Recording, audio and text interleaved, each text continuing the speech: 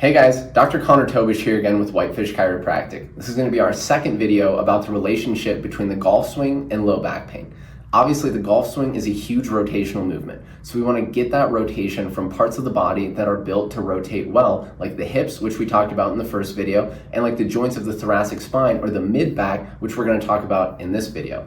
If we're looking at the structure of the lumbar spine, it's just not built well to do that, and let me show you what I mean by that with this spine model.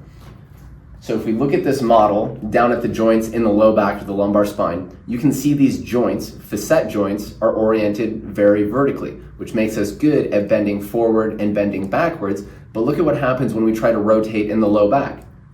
Almost no rotation before those bones just bang into each other. Well, if we move up the spine to the mid-back or the joints of the thoracic spine, you can see these joints are oriented less vertically and more horizontally, almost a flat appearance. And look how well we can rotate here.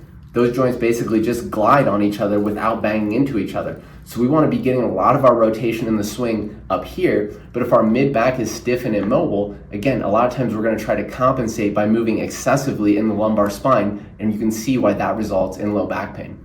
So next up, I'm going to show you a quick assessment to see how you're rotating in your mid-back, and if it's not great, I'm going to give you some easy exercises that you can do to improve your thoracic spine mobility and start taking some stress off of your low back. This is our thoracic spine rotation test. To get set up, we'll have you grab 2 golf clubs and you can cross them in front of you. Next, we'll have you grab another club. You can take this one, put it up over your shoulders, and from here, if I'm going to rotate to the right, I'll take my right foot and cross it over my left to block out motion below the thoracic spine. So next up, we're just going to have you rotate to the right, and you want to see, can you get at least parallel with that club that you're rotating towards? If you can, that's great. You have adequate thoracic spine rotation. If not, next up, I'm going to show you some simple exercises to start improving your thoracic spine mobility. For this next exercise, we'll have you start in a quadruped position. So hands below shoulders, knees below hips. And from here, we're going to have you reach through and rotate until you're getting a big stretch in the mid-back and the rib cage.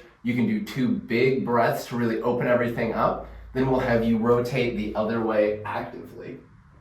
So reach through, get a big stretch, 2 huge breaths, then actively rotate the opposite direction.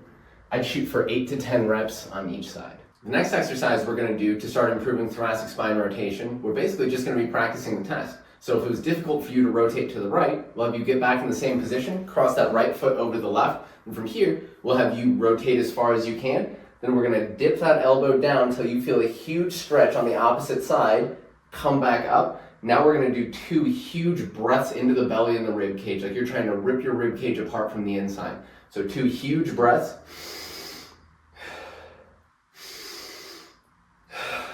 Now, can you rotate a little bit further? So rotate as far as you can, rinse and repeat.